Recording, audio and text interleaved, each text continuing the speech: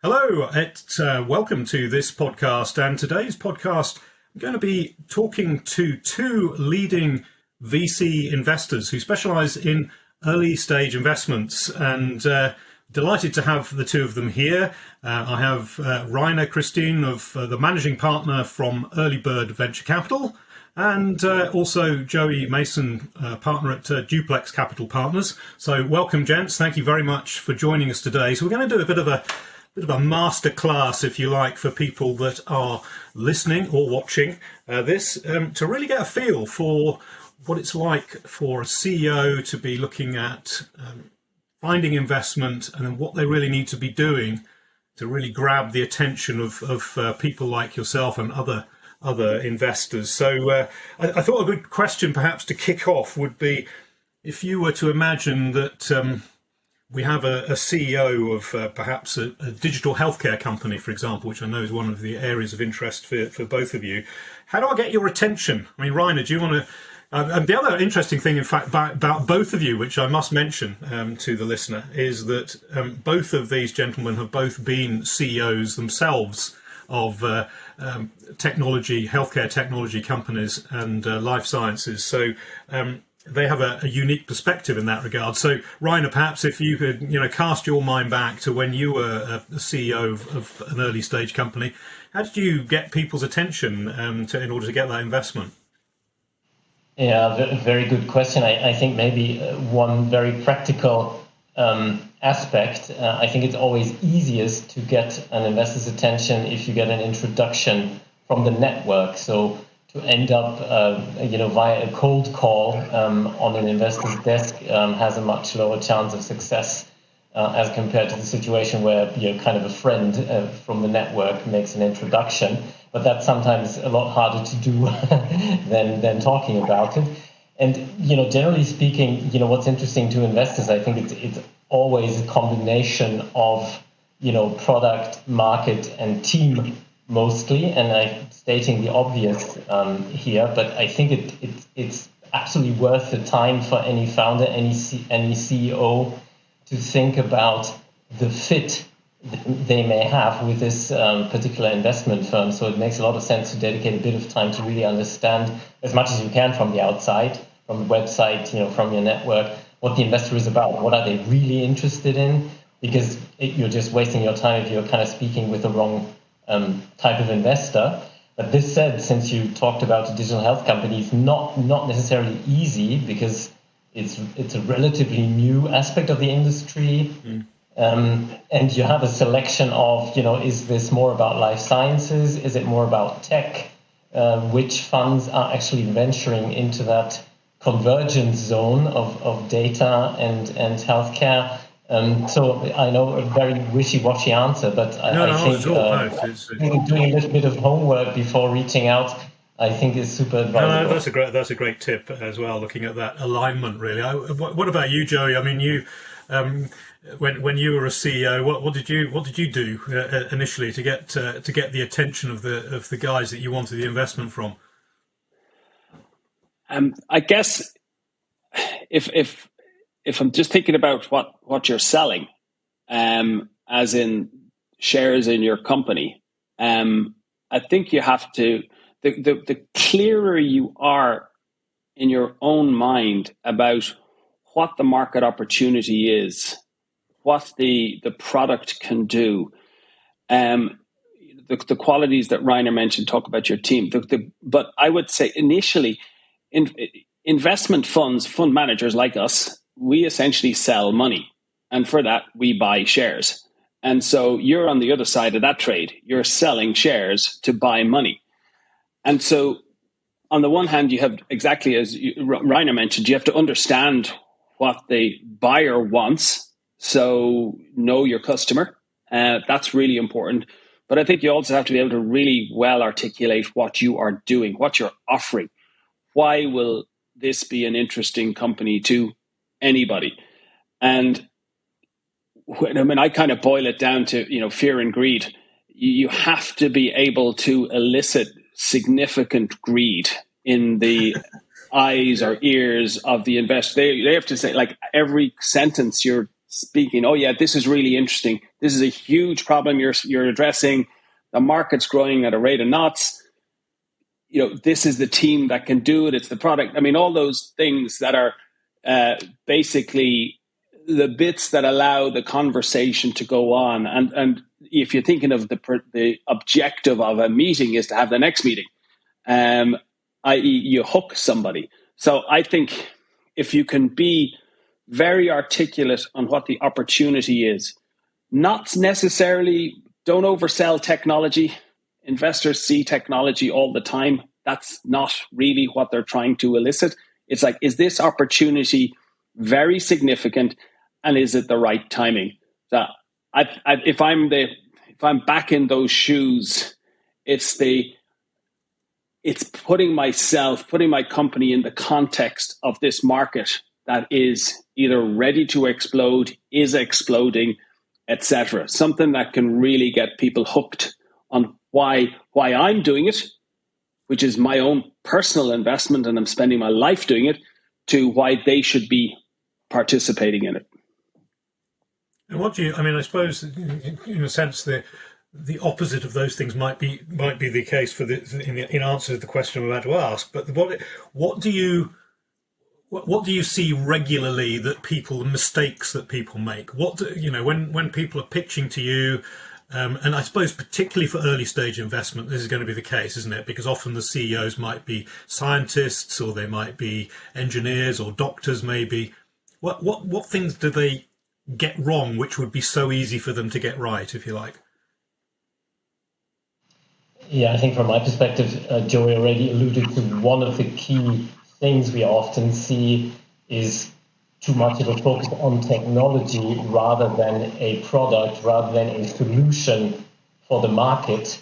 Of course, it tends to be a mix. I mean, usually founders in our space are originally scientists by training, so of course they come from the technology space. But of course, to be interesting for an investor, you need to come to the stage of really understanding what the market need is that you're addressing. And of course, technology will play a role, and often a key role, but you really need to be super clear on what's really the product, what's the market need that's unaddressed, that you can help solve, and what's different about your company as compared to other companies, other technologies. So I think the right balance between a kind of a commercial solution, including technology, of course, but certainly not limited technology, and the bigger picture, as in, and the way Joe described it, I think is very suitable, i.e. how's the investor going to make money with your company? I think that's a key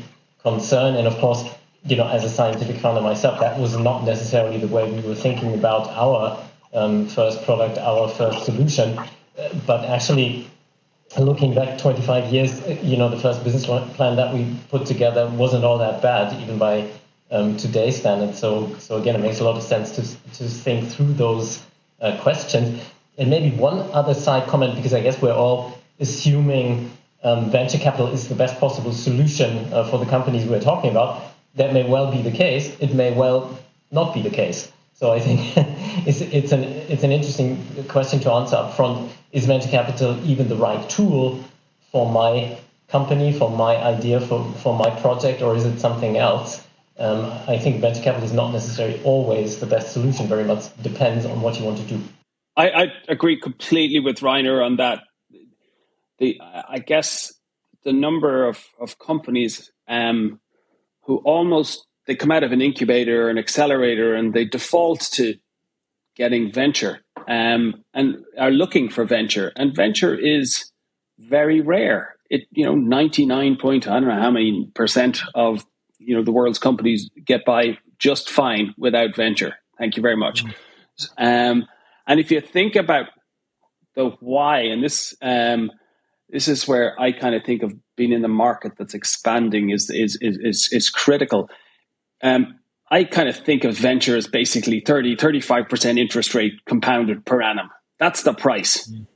And if you're thinking about that, very few companies can grow consistently at those kinds of rates by self propulsion. And so you have to be in a market that is expanding itself rapidly to allow you as a company to grow. And so it kind of feeds in. We're looking for growth. We're looking for, is this, we're buying growth, and is the timing right? And if you talk about things like digital marketing or digital companies, for example, getting the timing right is actually really difficult. We can all see companies where, as Rainer mentioned, the technology is interesting. It's addressing a problem, but the question is, can it scale? And can it scale with no matter how much money you put into it? Because medicine is conservative. Health is an inherently conservative business, and no matter how much money you have as a VC, you can't make a market. That just isn't possible. So you have to be timing the funding for a specific company to meet a market need, and you can't be the first in the market, because then you have all the arrows in your back, classic stuff. So when I'm thinking of I certainly made the mistake when I was doing it as a founder. We basically figure, we didn't get our timing anywhere near as well as I might have. And certainly in retrospect, that's something I would be harder on myself. And getting a little bit of traction is fantastic. If you've got a client that tells you, you're solving a problem for them, the question, and which we would see again, a lot of companies, and I think this is where a lot of founders get that early incentive to, keep pushing here, to really examine, am I just seeing a complete bluebird? We've got one customer and we're solving their problem, or are we actually addressing a really country or global question and have the solution for that? And they're hard questions. They're not easy ones to answer. So let's look at the market piece then. So being able to have an instinct, obviously, is all very well for the direction a market is going.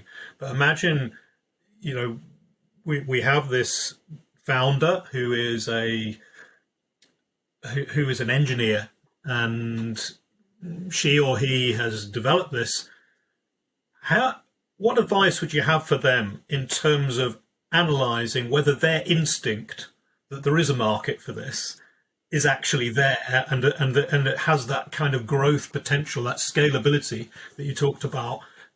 How do they assess that? What's the most straightforward way to actually kind of, engineers, for example, they're used to sort of destructively testing things, aren't they? They set out a hypothesis, and then they have to see whether they can knock it down again. So how do they do that with respect to marketing? And very often they'll probably know very little about that. Yeah, I think it's not always a trivial exercise, but generally speaking, it's super important to really speak with an open mind with your potential customers, and don't assume you know what the market wants. You probably have a good idea, maybe not. It's super important to really speak with customers and to really understand what they really need, and not just with one or two, but several, and maybe customers that you don't feel comfortable with initially. I think it's very important to get out of your comfort zone as a scientist, as an engineer, and really start understanding the commercial piece. Maybe that requires, adding somebody to your team, working with a consultant. But in my experience, there's nothing like doing it yourself. You really, as a founder, have to go out there and speak with your target audience and understand whether, what you're working on is even of interest to them, and not only of interest, but, would they be willing to pay for this eventually, is also quite an interesting question, because for people to try things out, if it doesn't cost anything, is a very different story from commercial validity and, as Joey pointed out, scalability, which is an entirely different beast, as in, okay, what could margins potentially look like? How could you get this to a high growth rate? Super non-trivial questions, but I think as a founder, you simply have to get your arms around this, and it's not about perfect answers. It's about developing kind of work in progress. It's about developing an understanding, and good investors are definitely there to help with that, but they certainly would expect kind of a basic level of commercial savvy on the team. And maybe a quick side note, and I think it's maybe important to have that level of self-criticism here. As a founder, be ready for a certain level of complacency in the investor community. Maybe that's a way of putting it. There definitely is in Europe. I think we're looking at a fairly pathological ecosystem, i.e., lots of ideas, projects, startups, IPs, lots of things to select from as an investor. But actually, what would be good is to not have money as the bottleneck, but to have the good entrepreneurs and the good projects as the bottleneck. And that, unfortunately, is not the situation. So a piece of, I think, important advice to founders is don't get frustrated too easily with investors who haven't done their homework, who aren't all that smart as they potentially claim. And of course, we all claim that. And I think that's something, be ready for having to do some unexpected communication, for getting people up the learning curve. And I'm not saying that's the way it should be. I'm just, I'm afraid that that is the way it is frequently, in particular in Europe. So be ready for sometimes less than professional interaction. And I think I'm saying that with a good dash of self-criticism. I think that's an entirely reasonable writer. And by the way, I'm not so sure about Europe being the only. I think it's a venture thing. But I mean, what was I thinking on the customer feedback? It's critical. If you don't have anyone telling you that this is an interesting product, service, whatever, a third party, then essentially you're potentially fooling yourself. So I think I can only agree with what Reiner's saying. There's another angle that I think I'd certainly have seen over the years where founders were very reluctant to talk to the market for fear that somebody would steal their IP. Mm-hmm. And if that is your problem, then you really have a problem. If somebody can steal your idea after a conversation and you haven't done, you've essentially got nothing. I mean, it's like, your child could come up with the same idea. It's just there, you don't have IP, right? Mm. So ultimately, we're all in a chain of essentially ownership. And if we buy shares from a company today, we're going to want to sell them in 5, 7, 10, whatever years next year. But we will want to sell them. And so the company is going to be sold either to another company or on the stock market. So you've got to have that exit. And if it is absolutely vital to understand what does the market think about your product, your service, where will it fit? And the sooner I worked in a corporate VC, and I can tell you the job of BD is to figure out what's going on out there in the big bad world. And they want to talk to companies as early as possible to get a sense of where might they fit in a roadmap. And I'd always advise entrepreneurs now, talk to the market, talk to the companies, talk to the BD folks. It'll be mixed. It'll be like talking to investors. Some will be good, some won't. But you'll get a sense of, okay, yeah, if I do X, Y, and Z, I'm now on that roadmap on that company in 3 years' time. So you're talking about sorry to interrupt, Joey, just to clarify there, you're talking about the BD people, the business development people, say within a corporate company rather than within the venture community. Is that what you're saying? Well, it's a variation of what Reiner was saying, is talk to the customers. So right. if I know who my customer base is, and it is a bunch of pharmaceutical companies or a bunch of doctors, I need to understand what that customer base is saying about my product, right? But the next bit is, if I succeed, where do I end up? Where does the company end up? And the sooner you have a picture of that, the more you can articulate to your own and the investors, because as I say, the first question they'll ask is, what's the exit, right? Mm. It's like, how am I getting out? And you're there, I haven't even started. But you have to think of the end of the journey. Where is it all going to? Mm-hmm. And it's part of that research that Reiner mentioned. The more you've done at the beginning, before even the answers won't be perfect. Nobody expects perfection, but they do want to have seen you've started to do it. It's a bit like having, you can absolutely present your team deck or team slide, which has a bunch of blanks to be filled. But if I've seen that you've identified 3 roles out of 7 or 5 or whatever that need to be filled, at least I know you're thinking about it. And you're not saying, we're the 2 people that are going to run the, global domination. It's like, Yeah.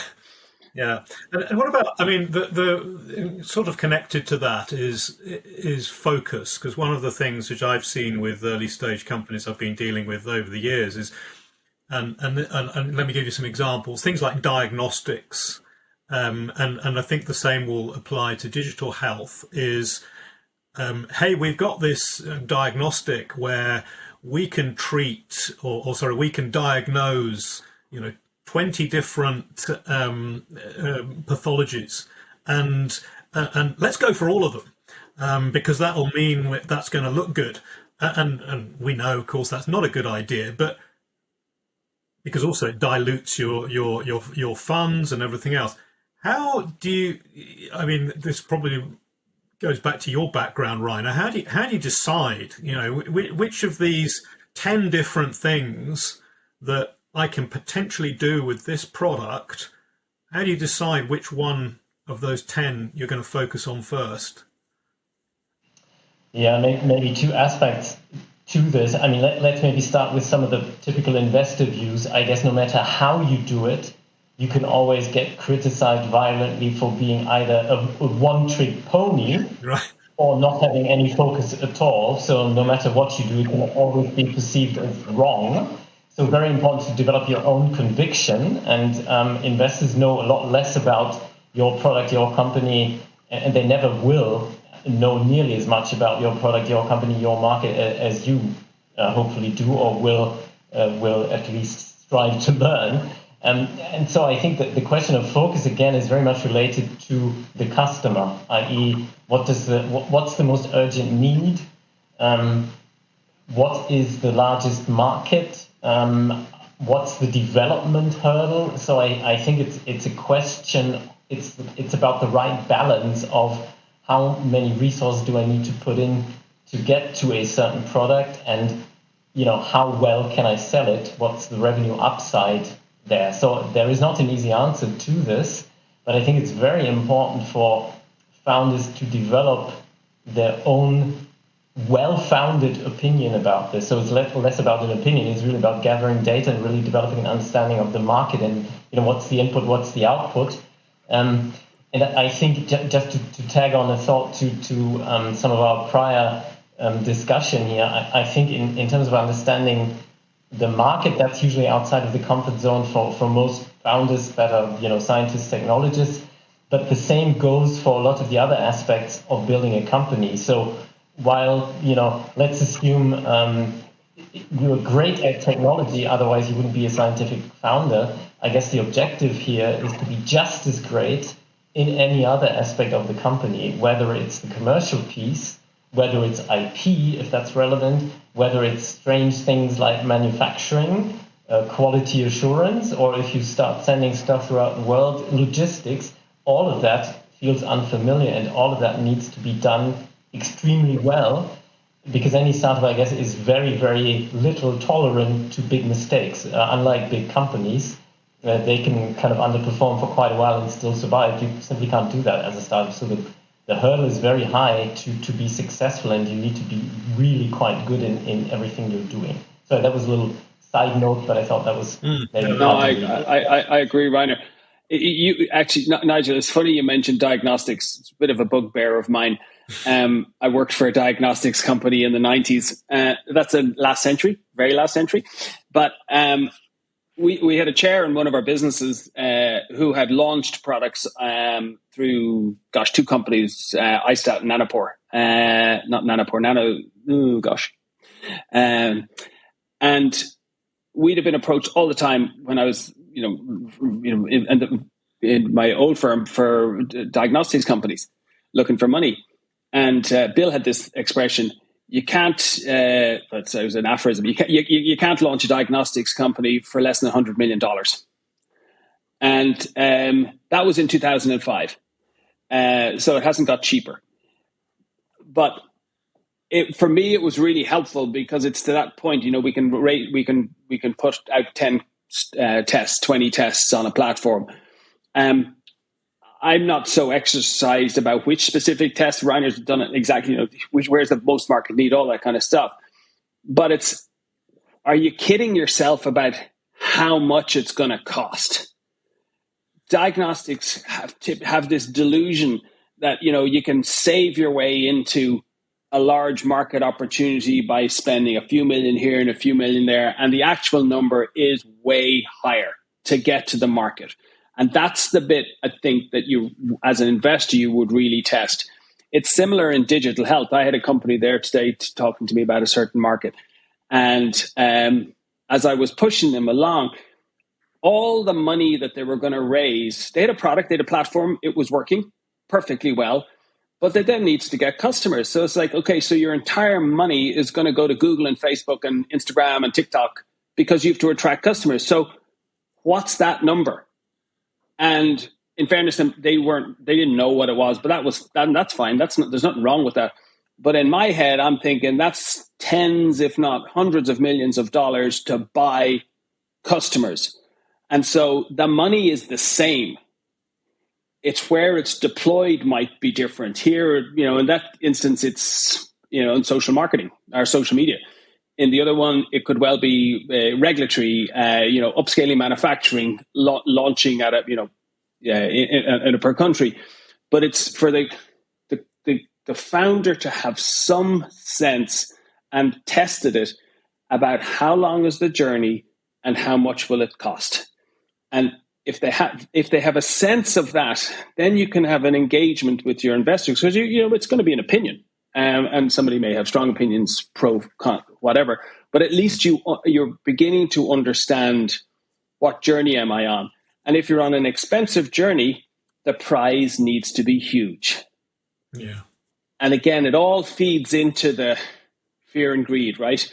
But if a penny drops that you're not on a 2 million funding journey, you're actually on a 50 million or 100, then everybody's going to say, okay, this has got to be worth $1 billion or more. But it forces you as a founder and as the scientist, it doesn't matter what your background is, like, is this worth it? Is it really worth it?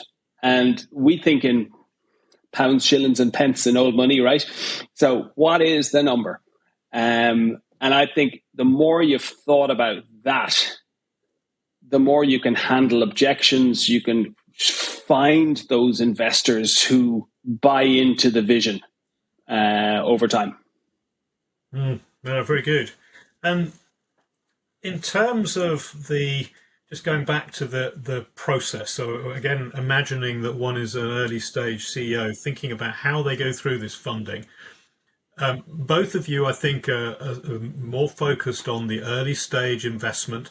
Could you talk the listener through who may not have experienced this so far, how those rounds of investment work? And I mean, I'm sure there's huge variation between different individual cases, but in terms of just a general talk through, if you could, one of you, Rainer, perhaps just talk the listener through, if you could, how that works.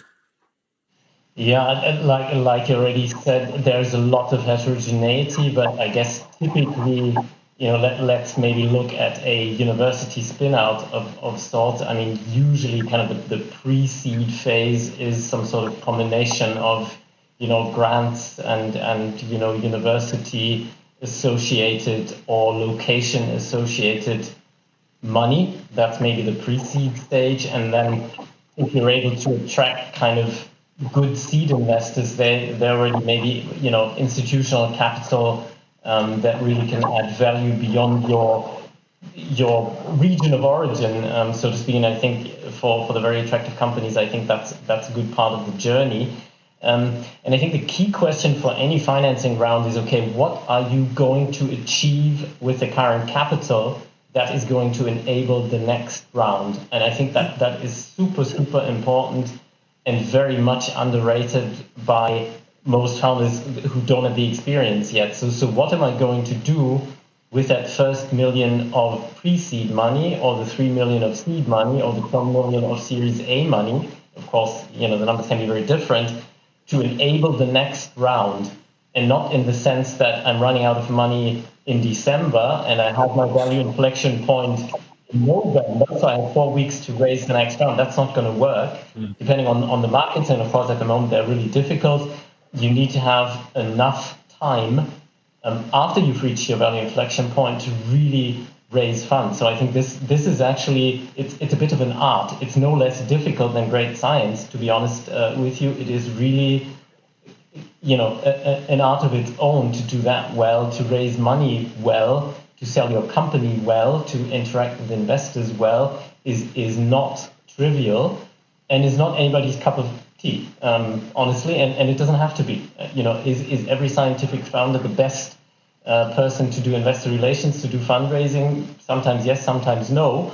I think the main thing from an investor perspective is that the team needs to kind of tick the boxes and not necessarily the individual. But I think that it requires a lot more planning and a lot more diligence and attention to the fundraising journey than maybe the typical scientific founder without experience would imagine. It's quite a ride, and I guess in football the rule is after the game is before the game. And I think that's super true here. You kind of never leave that fundraising mentality, because that's a key concern. If the company runs out of money, it's dead. So that's something you must absolutely make sure of, is the company must not run out of money, and that requires a lot of attention to that. So that was a bit of a general answer, but I think that so if you're early stage investors like yourselves, when do you bail out, and when does I know again we're talking generality here, but when do you say, right, okay, that's no longer our level of interest, and then a different type of investor takes over? Sure. I think, Nigel, I'd certainly think about it in terms of, okay, so the fund we're raising at the moment, looking to raise 150 million euro. We're going to call it 8 to 10 million in a company over time. Early stage 2 to 3 million, later stage 6 or 7 million. What we would want, we need to be able to buy a reasonable stake in the business, so that will help for us it's going to get a financial return. And I think in terms of how we think of passing on the baton, we never pass the baton on financially, because if you can't write the last check, you're in trouble as an investor. So you always have to be able to write a check. And you certainly can't rely on the kindness of strangers to look after you. So we kind of have that paranoia built into us. But in terms of, helping to bring the company along, I'd ask the question, how many venture folks do you need on a board? Probably less than one, So, when are you helping? You really are helping when you're raising money with a company, when you're making introductions to your network. Could be advisors, it could be corporates, it could be BD folks, whatever. That's when you're being helpful. And after that, I kind of have a view, the less is better. The best run companies don't need help from most venture folks. They do need it when they know when they need it, and you can get involved. But passing on to larger investors, if you're raising 20, 30, 40 million in a round, what's 2 million going to do for that? It's not a significant, it can't have a significant impact on the investment. And you're kind of passing the baton along at that stage. As I say, as a fiduciary duty to my own investors, to our LPs, we absolutely have to have a visibility of what's going on in our investment. But that's separate, really. That's a kind of, call it, governance thing. And we will want to continue to support the company. But if we can't add value at board level, then it's, you actually are. So in some cases, you're not needed from day one. In other cases, you step off after a number of years, or you step back. So that's the way I'd look at it. And you want to literally pass on to people who are better than you. Know more. Humility does help. There's always people who know more, or who are better, are in the right place, right time. Be prepared to take that help. I mean, you both touched on this in the last couple of minutes, and obviously it's my area of interest, the team side of things. I've seen businesses over the years, and obviously wouldn't name any names, and you think, gosh, that isn't exactly a very diverse board, and I don't mean diverse from an HR point of view. I mean just in terms of skill set, sometimes with early stage companies, it can be, the founder and the founder's mate or a family member or something. How do you view that, and how important, is in terms of doing due diligence for your own investments? Do you look very deeply into those other members of the organization? And if you do, what are you looking for? Yeah, I think as far as the key members of the team are concerned, we take a very good look, because as an early stage investor, that is kind of the key element you're investing in. You're investing into people probably more than you're investing into a technology platform, IP, whatever. I think all of that, of course, needs to be there as well. But fundamentally, in the early stages, you're really investing in people, and you're investing in people who are already there, and you're investing in people who aren't quite there yet. So there's also a question of how open is the founding team to making good additions. And in my experience, it is so much better for the founding team to drive that, rather, as compared to the situation when investors start stuffing things down your throat in terms of you must add a chief commercial officer. Now, when it's come to that point, that's already actually suboptimal.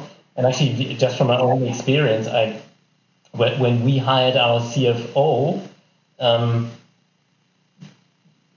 actually, somebody I kind of convinced to leave Deutsche Bank at the time, a 90,000 people company, and join this 20 people startup. My investors were saying, you don't need a CFO now. I said, no, I don't need him right now. That's true. But I will need him very soon. And if I don't do this now, it's simply not going to work. And we will simply not be going to be able to grow the way we want. And that was true for our CFO, and that was true for our head of marketing and sales. So I think it's super important to really build this team without too much ego involved, and to be keenly aware of what you don't bring to the table as a founder. And that's always lots of stuff, because no single person can run a company in a perfect way. To kind of, so really to complement the team, and not waiting around until your investors start begging you. If you've come to that phase, something has already, gone in a suboptimal fashion, I would say. I completely agree, Rainer.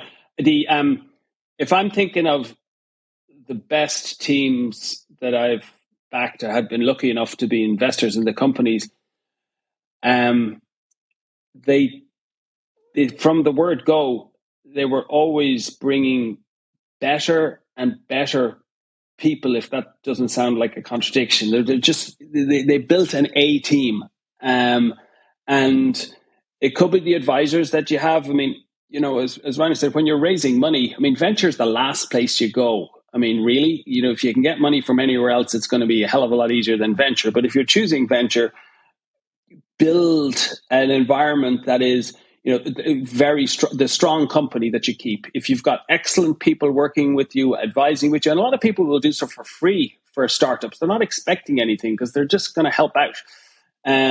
You can get a lot of assistance there. But as a team, if you plan to be excellent, you will be able to convince people who are in higher paying jobs, in established roles, you can sell the vision to them as to why it's in their interest to be part of what you're building as a team.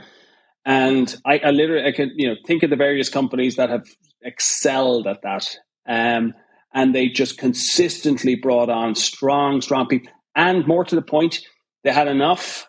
What's the word? I guess self-understanding, self-awareness, that if things weren't working out, they changed very fast. So very slow to hire, very fast to fire. I mean, if it wasn't working, it wasn't going to get better. The thing I find fascinating with this, and it's in my view, it's probably one of the easiest. I know it's my own personal interest, but it is one of those areas where it's an easy win for early stage companies, because this is probably the most easy demand planning they can do. They've got to figure out who they're going to need to align with their business plan, haven't they? And if they can work out who they're going to need to align with their business plan, then they put that process in place to say, this is how long, I'm plugging here, but please speak to me if anybody's thinking about this. You can work out how long it will take you to actually undergo a process to find anyone, and you can put certain tolerances in that. So then that, like in Reiner's example, you know that at some point you're going to need a chief financial officer, well, start thinking about it now, because it might take you a little while to actually achieve that. And at the point at which you're able to appoint that individual, and she or he has been through their notice period and they're there, then you're already at that point where you actually do need them. That's a lot better situation to find yourself in as a business than thinking, hey, we should have had a CFO 6 months ago, and we really need that person to help us with positioning ourselves for the next round of funding or whatever else it is. And now we start, and then we could take another 6 months to do a process. We've got 12 months of lost time. So yeah, it's an easy win. Yeah, and by the way, I would think it's sorry, Reiner. Just you've talked about execs, Nigel, and I completely support it. I mean, the building out the team, thinking about it, planning, and absolutely. This is an observation. I think in the UK in particular, both investors and companies put a very strong emphasis on the board. And I actually think that that's nuts. You're essentially asking an exec chairman or independent directors to play a role that, is just impossible. And there's a reliance placed on these people, which is completely misplaced. And that, I think, really affects the balance at board. It affects the balance at management level as well. As far as I'm concerned, the board, it oversees management, but it's really management. You are backing management, and you want to see a strong, developed, healthy, collaborative, all the right words of, a highly functioning management team, and the board will sort out itself. It's not that it's unimportant, but it's nowhere near as important as I think a lot of founders make out, or are led to believe, because they wouldn't just invent it. Sorry, I should have clarified. You clarified my point really helpfully there, Joey, because I agree. It's going to be the people that do in the end, isn't it? That mean that whether or not, and it will often be those people that do that management level, whether that's a production person or regulatory or whatever it is, it's going to be those people that enable that overall vision to be delivered. So yeah, thank you for clarifying that. Very good. Any other, before we wrap up, because we're trying to get this within 3/4 of an hour, any other, let's choose you first, Joey, top tips for anybody who is about to embark on, looking to get investment? What would you say? What are your top couple of things that you would advise them? Apart from all the preparation, which I think we've talked about, I just be prepared for a long process. It's 6 to 9 months. You're kissing a lot of frogs. It is a numbers game. Most funds will invest 1 or 2 in 100. So just do the math and turn it around and say, okay, I need to talk to 100 investors, but don't be disheartened by it. And as an operator on the venture side, I would suggest to people, say, look, if somebody hasn't said yes, it's no. If they're not giving you the right feedback that we're interested in your business and we want to learn more, the answer is no. Venture folks find it impossible to say no. They'll say no in 1,000 ways and never use the word. So if they're not saying yes, the answer is no. and move on. Yeah, I totally agree with that. Maybe one additional aspect, I think what remains super important basically for any human activity, certainly for setting up a company, because it's so much work. If you can't do it with passion, if you don't love it, don't do it. I think that is key. If it's not fun, if it doesn't make you jump out of bed in the morning with a big fat smile on your face, probably go do something else. It's a ton of work, and life's too short to do something that you find somehow not quite the right fit for yourself. So I think that is key, and some of that gets lost in all of this, relating to investors and all the nitty-gritty stuff and all the frustration. That's all part of it. But if the fun stuff, the passionate stuff, the stuff that you can love doesn't prevail, then maybe it's better to do something else. What a great point to finish on. I think that any successful business person, in fact, actually probably some less successful ones who realize they didn't have that passion probably can understand that. I think is a really good philosophical point for us to finish off on. So Joey and Rainer, thank you so much. People who are listening and watching may also be interested to know that we are planning, the three of us, and probably bring a couple of other people into a seminar which we will be holding in London early next year. So I hope that people will be interested in that, and we'll go into some things we've talked about today in some more depth, and hopefully make it as entertaining as these two gentlemen have. So thank you so much to both of you, and looking forward to catching up for either another one of these discussions and perhaps the seminar in the early new year. So thanks so much again. Thank you for listening or watching this podcast. Our guests today were Rainer Christine, Managing Partner of Early Bird Venture Capital, and Joey Mason, Partner at Duplex Capital Partners. Both can be found on LinkedIn and their respective websites. More podcasts in this series can be found on the Remtech Talent website and also most podcast platforms under The Job Podcast. I hope you've enjoyed this podcast and have a great day.